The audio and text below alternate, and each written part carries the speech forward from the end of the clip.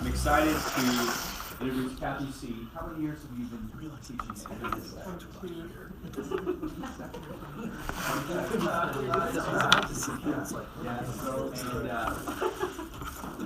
We're just excited to hear Kathy share about our fifth core value of the church. So thank you, Kathy. Okay, all right. When I got the email from Elaine, of course, first I'm so unadept at emails.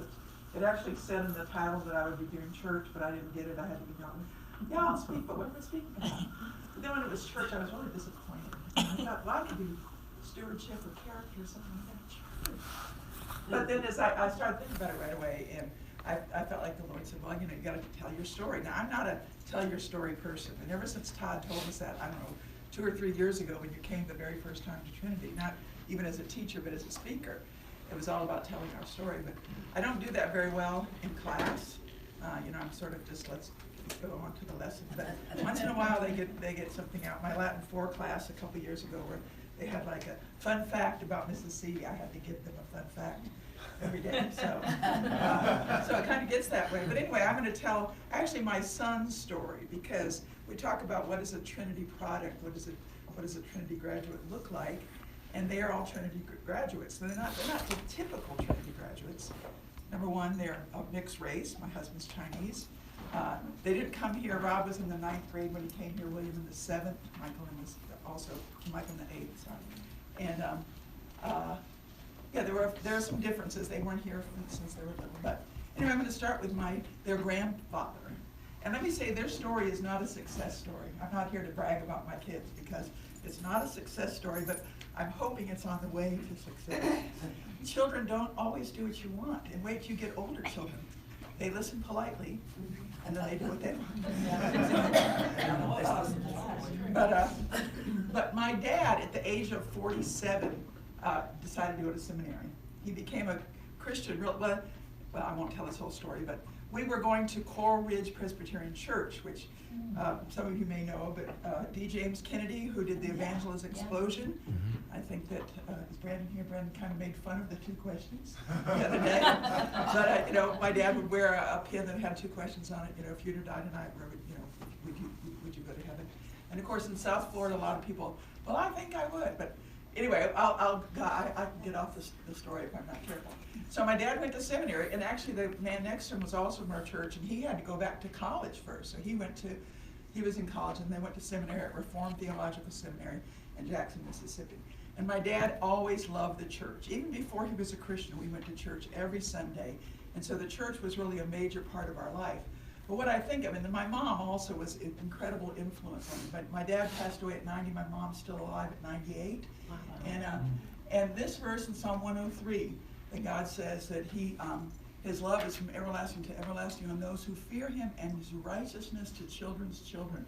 And that has been a great promise to me, that the righteousness is to the children's children, that's to my children. And of course now I want to have that passed on to my grandchildren. So godly parents and godly grandparents. And that may not be the story for you, but I think that's important, and you can pledge to be the godly grandparents for your grandchildren too. And the first church my kids remember is when my husband was a student at University of Mississippi in Oxford, College Hill Presbyterian Church. And this picture is in here for several reasons, but it shows their personality. You see this one on the right, that's Mike. He is still that way. And there's William admiring him, because William thinks his brother is the coolest thing. He still, you know, has that, you know, if Michael does it, he wants to do it. And then you see Rob is very obedient. Not fooling around with them. And notice they have suits on. Now those were hand-me-downs from my sister, but also here's I thought I had that. Anyway, that's from the pictorial album. That's when they were young, when we were there. But they're also dressed up. And I think there's something about dressing up on Sunday.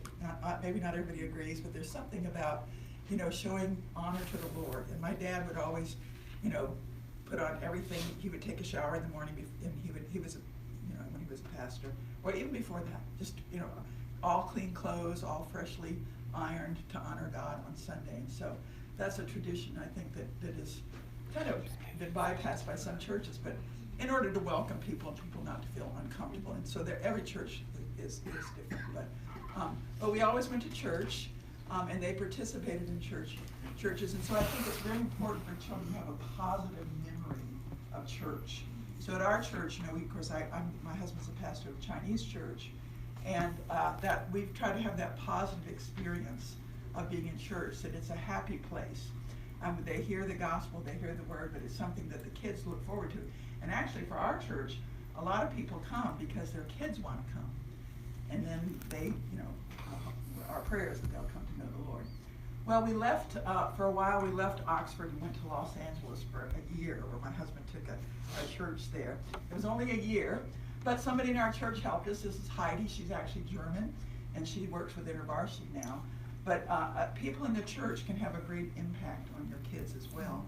And not only Heidi, but I'll show you somebody else. But when we went to Los Angeles, it was a Baptist church. And so my husband and I had been sprinkled. So immediately, one of the first things that he did is we had to be baptized. So you can't really see there, but my hair's all wet. But it didn't have a lot of meaning to me, which is unfortunate, because right now I believe in water baptism. I'm sure my brother-in-law could have a big argument with me about sprinkling is okay. But they were telling us on the way to the baptism, somebody in the car was saying about all the shootings in Los Angeles and all the bad things. So I was at that time I was a little bit nervous. But anyway, we had water baptism there. But we only stayed there a year, and then we came back to College Hill. And this was our pastor, Alan Cochet, and he loved our kids. He loved other kids too, but he loved our kids. And that is another point there that I have, is love and attention from the pastor. And that's a good point for a small church. The pastor or the assistant pastor, whoever's there, really pays attention to the children. He would come over and visit us, and our floor would be covered with Legos and all kinds of stuff, But it wasn't embarrassing, well, slightly embarrassing. It wasn't so embarrassing because it was Alan and Pastor Cochet, and that's another little boy up there. He's not mine, but those three in the front are mine. And so they loved Alan, and we still keep in touch with him today. Actually, he's a missionary over in France. So then we came to Lubbock, and God brought us here for my husband to be the pastor of the Chinese church. And we have a big combination. This is an old picture, but this is, in fact, Eric Lee just got married. This little boy down here, so you can see how old it is. But my kids got to be a part of this church. There are advantages and disadvantages. They never really got to know adults very well because the adults spoke Chinese and they didn't speak Chinese. But they got to know the kids, and they got to be involved in the kids. So this is also when I homeschooled. And so that's another thing that's a little different from Trinity, but we have some homeschoolers here. And I loved homeschooling. And God called me away from it, and I was not too happy about that. But actually, I always tell parents, there is no better school than Trinity. I would never have put my children in any other school in this city, and probably the state, except for Trinity. And I think Trinity has had a huge impact on them. And I think that Trinity has cooperated with the church, and I'll talk a little bit about that. The kids have to make a decision. And I have up there, if you can read it, the age of accountability. I guess that's very Presbyterian, but we kind of think that 12 is about the age, and of course, obviously, that's not set in stone. But I remember my sister, she said that everybody always said when she became a Christian when she was 5, but she said the ladies evidently asked a question and she didn't really hear it, but she just raised her hand to go to the restroom.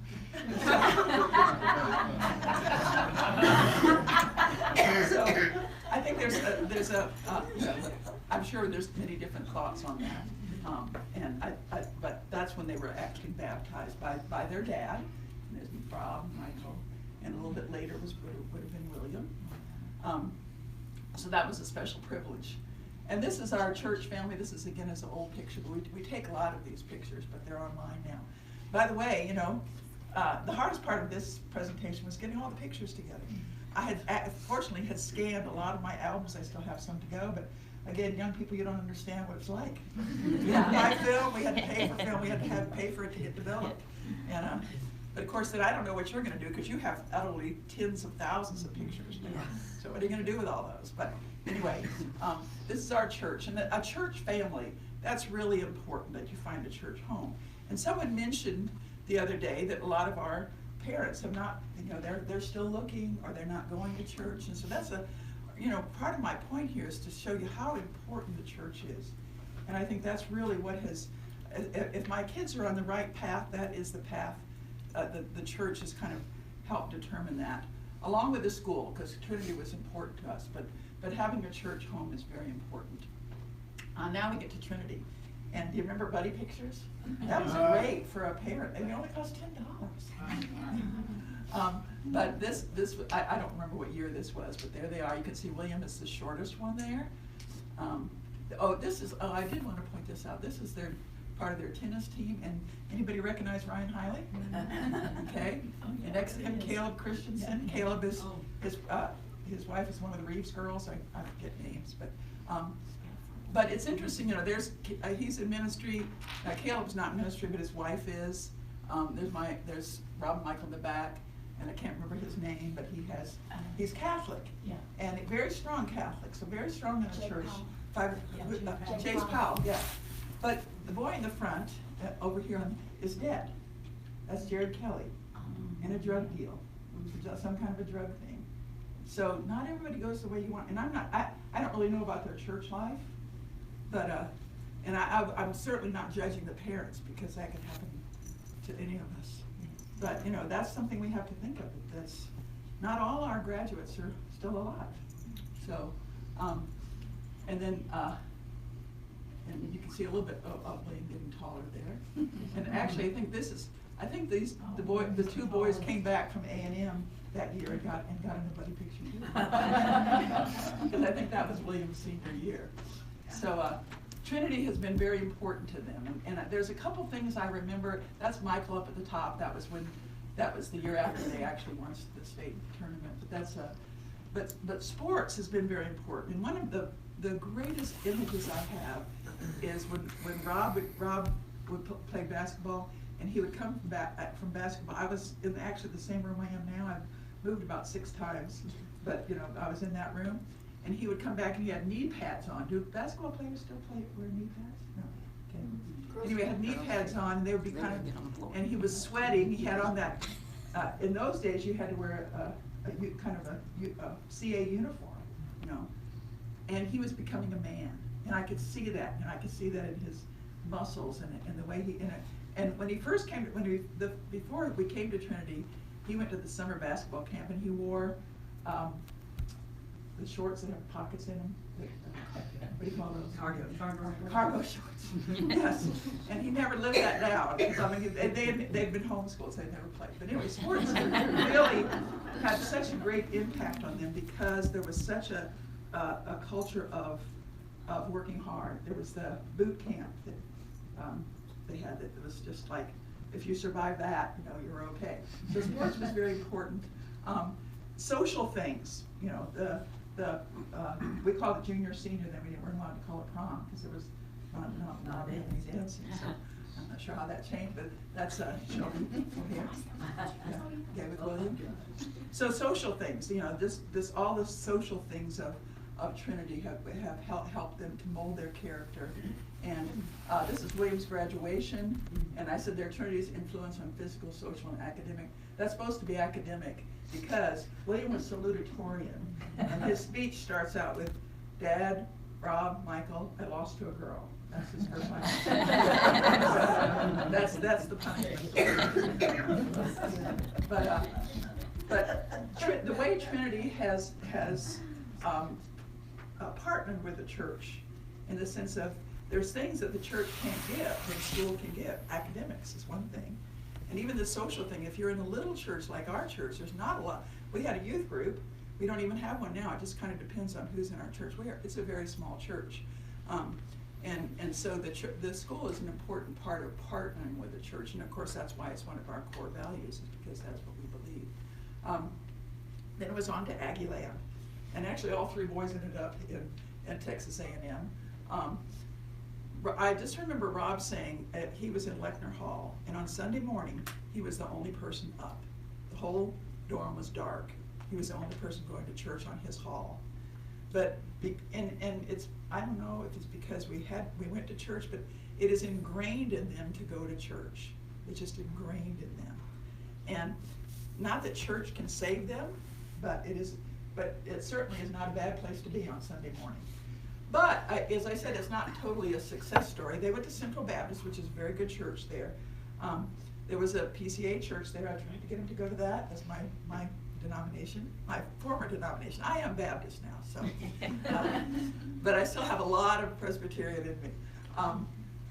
But that's all they did. They just went to church. Now, they did take people with them, but they didn't get involved in church. So that's why I say it's not a success story. I remember the Hill girls, they got very involved in their church, and they were active in it. But they didn't go to college group. They did go to, I forget what it's called now, but the freshmen have it where they sing praise songs, whatever that was called at A&E. I don't know if they still have it, but so that was a disappointment, and we've always encouraged them to get involved with church. But it's been, and maybe it's partly because they were in a Chinese church and they didn't have it wasn't the same experience that a lot of people have. But they did have Christian roommates, and they did have a lot of Christian influence, and they were in, two of them joined Aggie Men's Club, which is sort of Christian. I mean, it's supposed to be Christian anyway. And it was they met good friends and good Christian friends. So we get to their story now, and this is Rob and Zahar. Rob's my oldest. He dated Zahar for 6 years. She was not a Christian, and from the very beginning, it was like, she's not a Christian. First, it was like, well, it's just fun. It's just for the summer. It's just for fun. Okay. Zahar's a wonderful girl. We love her. We still love her. She's a Christian now, but for 6 years, she was not a Christian girl the whole time she dated. And when Rob came in, I didn't need to hurry here, but Rob came in to tell us that he was going to marry Zahar. My husband just sort of like left the room, which was not the best thing to do. But at their wedding, really God gave me a joy, a confidence that she would. And about 3 years ago, she's the real deal now. She said she woke up at night and it felt like the Lord said, okay, I've shown you enough. They went to Tim Keller's church in New York. How could you get better than that, So, and she always went to church with him. She always went to church. And Rob said sometimes she would cry. And her big holdup was her family, because her family, of course, are not Christians. But they're the ones, I have 2 grandchildren from them. And they're, I'll tell it at the end. This is Esther and William. Esther is from a Christian family. She's a wonderful, beautiful Christian. They both have a heart to serve the poor and the weak and the helpless. So William is in a KIPP school, which is a place for poor children go there. That's my word. That's the trouble as you get older. You lose words, but they come back, but about 5 minutes later. So there's a little bit of Hispanic tradition there. Maybe, I don't know if you can see it. And they had, Esther is an immigrant. She's been 5 years of age, and she is in graduate school now, getting a PhD at UT in public policy. So William is an assistant principal at a KIPP school. Last one to get married was Michael with Kelly, and so they've only been married for about a year. So William has a little baby, and this is my last picture. And I have there the churches that they're going to. They've always gone to church. Okay, so that's the one thing that I hold on to, that they haven't done everything they wanted to do. They haven't always got involved, but it's changing. And the reason why that's Forrest, that's his first when he was just a little baby, just born actually. I think Sahar's still back in the hospital bed there. But they all go to church. They all go to a different church. Rob goes to All Saints Episcopal, and we went there. I loved it. It's got liturgy, and you get down on your knees, and I thought that was great. I thought, that might be the church I would like to go to. Michael goes to Munger Place, which is right in Highland Park, and if you know Dallas, and we drove by there that one time on Sunday when the people were coming in, and they're dressed, what my dad would say, to the nines. But Kelly didn't like it at first, but now she likes it, and so that's the place we're going. And from what I understand, they preach the word, and that's the important thing. And that's what they know, is if a place preaches the word.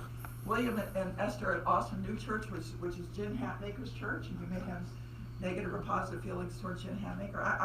I like her. I don't always agree with what she does, but I think she's good. And these two are getting involved in their church. This one is not involved yet. They just go on Sunday morning. He is an emergency physician, so he's got, weird hours, but he's my biggest concern about Michael. Where is he spiritually? It's hard to say, but I do see the others growing.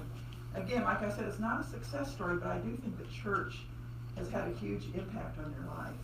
And I don't know really how to encourage our students to go to church, but whatever way you can, I think it's important.